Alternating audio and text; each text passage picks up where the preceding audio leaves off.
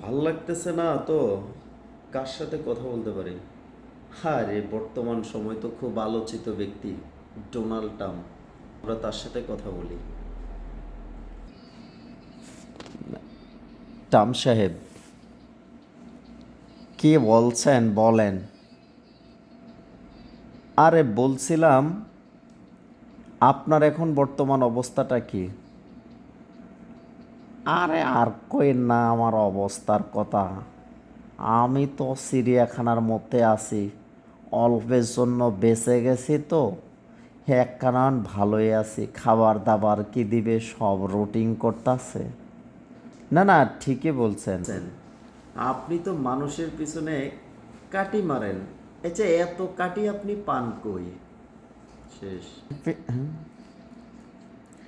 কাটি না মারলে আমার ভাল লাগে না। আরে ভাল লাগে না মানে আরে আমি যখন অস্ত্রে কমে যায়, ব্যবসা কমে যায়, তখন আমার ভাল লাগে না, এজন্যে আমি শুধু কাটি মারতে থাকি। শেষ। ও আচ্ছা, বুঝতে পারছি। না না, ঠিক আছে। আপনার মতো আমাদের দেশেও, আমাদের সমাজেও কিছু মানুষ আছে যারা হলো শুধু মানুষের পিছনে কাটি মারতে থাকে, নিজের কাজ কাম বাদ দিয়ে। শুধু কার কোথায় কি হয়েছে না হয়েছে, কাকে কখন কার সাথে কাকে লাগাই দেওয়া যাবে, শুধু এই চিন্তা চেতনাটা মাথার ভিতরে খালি গুড়গুড় গুড়গুড় করতে থাকে। আরে মিস্টার সাহেব, আপনি কে বুঝছেন যে আমি শুধু একা? আরে আমার ফেলারা পুরা দুনিয়াতে আছে না, তারা তো সবখানে আমি এভাবে লাগিয়ে দিয়েছি। এই সবাই শান্তিতে থাকবে, তাহলে আমার অস্ত্রের ব্যবসার কি হবে?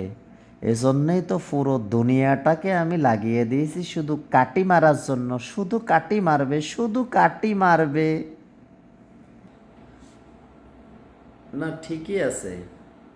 আপনি তো এই জন্যে বিশ্বের সেরা দল ক্ষমতাধর প্রেসিডেন্ট হয়েছেন, যার জন্যে আপনার অবস্থানটা হয়েছে চিড়িয়াখানায়। আর যারা আপনার অনুসরণ অনুকরণ করবে না, ওই তাদের অবস্থাটা হবে কিন্তু ওই গোরস্থানের মাটিতে চাপা পড়া পর্যন্ত, কিন্তু তারা ভালো হবে না। কথাটা কিন্তু মনে থাকবেন। আজকের আমাদের সাক্ষাৎকার এখানেই শেষ করলাম। আল্লাহ হাফেজ।